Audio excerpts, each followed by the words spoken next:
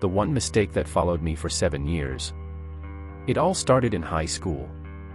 I was a naive, shy, and awkward 14-year-old when I asked this one guy to our school's Sadie Hawkins dance. I knew him from a mutual friend of ours, but we really didn't talk. All I knew was that we both liked anime and manga and that he was kind of quiet most of the time. So I wanted to be nice and I asked him out to the dance. That was mistake number 1 that started the years of torment.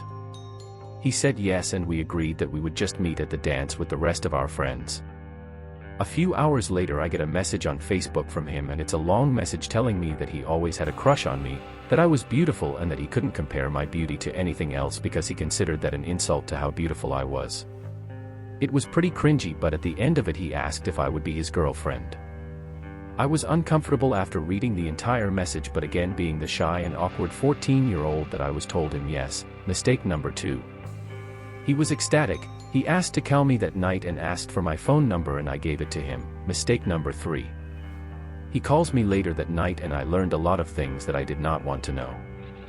One of the major things was that this guy was a massive crybaby. I'm not trying to say that men that cry are weak, but this guy would cry at everything and would always play the victim. Felt like all his friends didn't like him. Cry. No girl other than me would love him. Cry. Teacher failed all of his assignments even though he openly admitted he didn't want to do any of the work. Cry. The list goes on, but I'll get to more things later. I also learned that night that he had a foot fetish, and now that I had his girlfriend he was going to do so many things to my feet. Again, not trying to shame anyone, but as a 14 who didn't like showing off any part of my body, I was uncomfortable, and when I went silent for a little bit, guess what he did? Cry because I thought he was a freak. His words, not mine. I told him no, I didn't think that, though I was starting to. He instantly cheered up. He continued to call me every night, and the conversations usually were the same as the first night he called until the night of the dance. At the dance he mentioned he never had his first kiss and how sad it was. I already had my first kiss at this point, and I'm so glad he wasn't it. I kissed him at the dance just to get it over with. However, throughout the night he would try to kiss me even more and even tried shoving his tongue in my mouth. It got so bad that a teacher had to pull us apart. Of course he goes off to sulk and cry. After the dance I get a text from him saying how magical I made the night for him, that the kiss was delicious, not exaggerating, and how the stupid teacher didn't understand our love, again not exaggerating. I was feeling pretty sick to my stomach at this point and wanted to break up with this guy, but I stayed a little bit longer. Mistake number 4. 2 days later he asked me out on a date to the movies. Stupidly I said yes, and he asked if one of his best friends could come and if I could bring one of my best friends since his friend found her attractive and wanted her to be his girlfriend. I told both of them no because he wasn't her type, and in all honesty she hated him. They keep pushing me to bring her, but I kept telling them no. His best friend calls me killjoy cunt, and he did his usual thing of crying because he didn't get what he wanted. We go to the Lorax that night and his friend sits behind us. The second the lights go out he turns my head and starts kissing me and pushing his tongue into my mouth. I tried to push him away because I was not going to let him to do to me the entire movie. Again his friend is right behind us and he keeps trying to kiss me. Movie ends, and when I get home he sends me a text saying he was depressed and a picture of my feet would make him feel better. I told him no, and he threatened to kill himself and it would be all my fault because I didn't send him a photo. Horrified at how fast he snapped, I sent him a photo. Next night he asked if I had been naughty lately. Knowing where this was leading to, I told him no. He then starts crying about how I was cheating on him and that I had been being naughty with other people, and again he threatened to kill himself. I tried to calm him down by telling him that I was a virgin and was not a sexual person at all. He suddenly, as if on a dime, stops his fit and asks me if we could just completely forget about what just happened. I tired telling him that what he did was incredibly inappropriate and was about to tell him to leave me alone, but he pulls the victim card again and starts crying. During the crying he asked for another picture of my feet to calm him down. Scared he was going to snap again, I sent him another picture. This continued for a few more days until he would try and message me whenever I was busy at school, babysitting, volunteer work, etc., accuse me of cheating, tell him what was going on, him saying sorry and playing the victim and asking for pictures of my feet to calm him down. I eventually had enough and after 2 weeks of dating him broke off the relationship. He cried of course and begged that we at least stayed friends. School year was ending and he said he was transferring to a new school, so I figured I would never see him again. Wrong. Beginning of the school year he would message me, and when I didn't respond, cry and threaten to kill himself. After a while I just started to ignore the messages and threatened to call the police if he didn't stop messaging me. Thought he would have stopped after that, right? Wrong. Every year up until I turned 21, he would message me random things at random times. Examples. Hey my friend. We're friends, right? Can you send me a pic of your feet?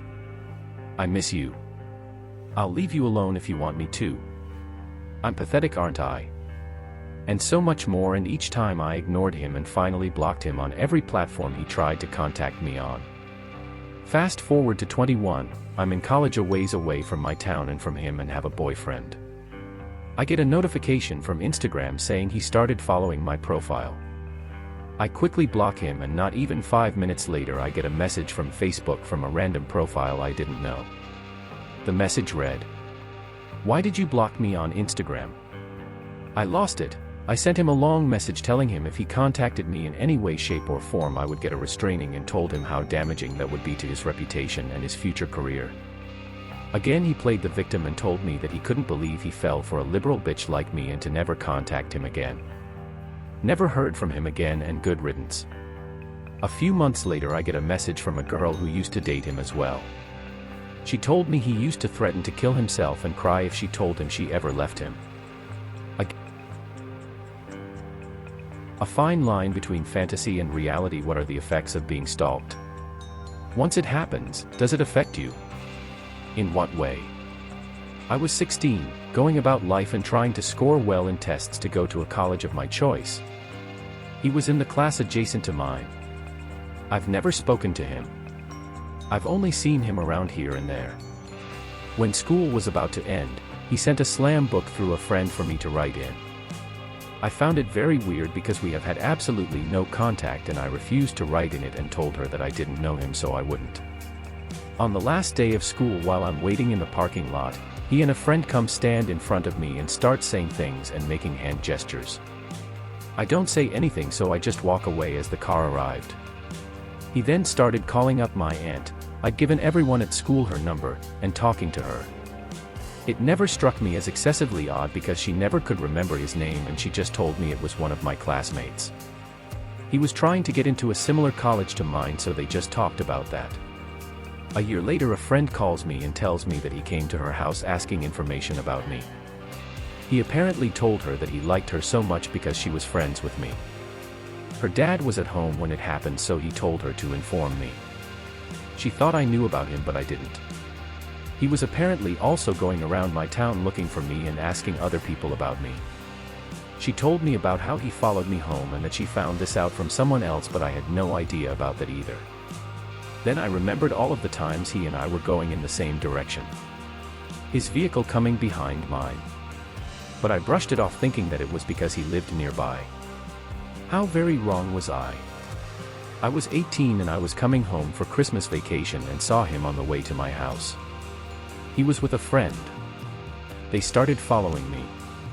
I had to get my passport renewed, so I needed to schedule an appointment.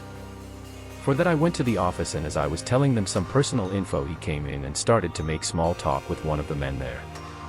I got out after my work there was done. His friend and him were on the other side of the road to where my car was parked. I went home.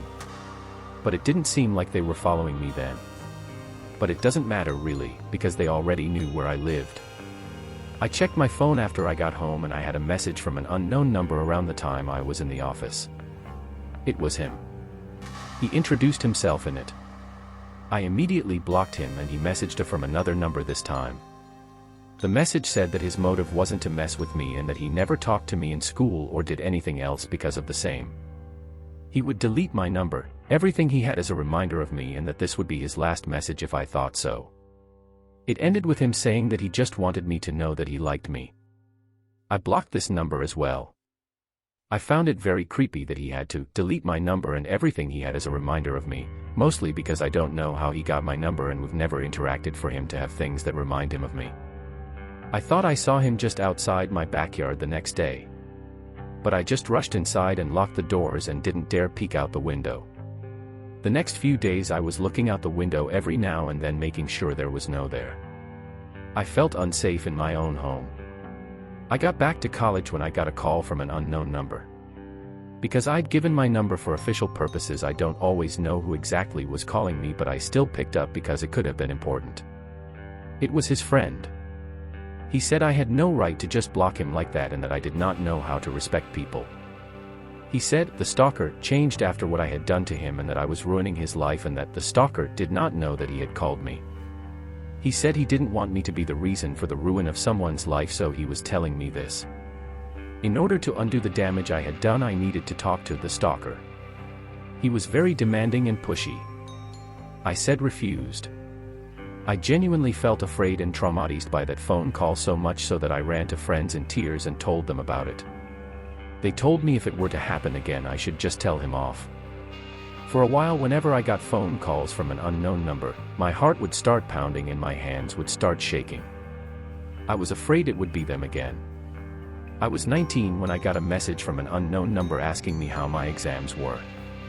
I don't know how he knew I had exams then. Maybe he had friends spying on me. I blocked that number as well. I then proceeded to cut off all my school friends because I didn't know who was giving him information about me. I was getting very paranoid, especially when I got a phone call from someone I knew back then. Of course I didn't pick up. Then I got random messages from a few numbers that I again blocked. The reason I didn't change my number was because I had given it in a number of places for official purposes and it would be a pain to change it from everywhere. I still don't know if he has people spying on me, and I don't know if he is gone for good, but I still feel unsafe and afraid sometimes. No one should have to go through things like this just because someone doesn't know the difference between fantasy and reality. Getting obsessed with someone to the point of threatening them with your life is downright horrifying.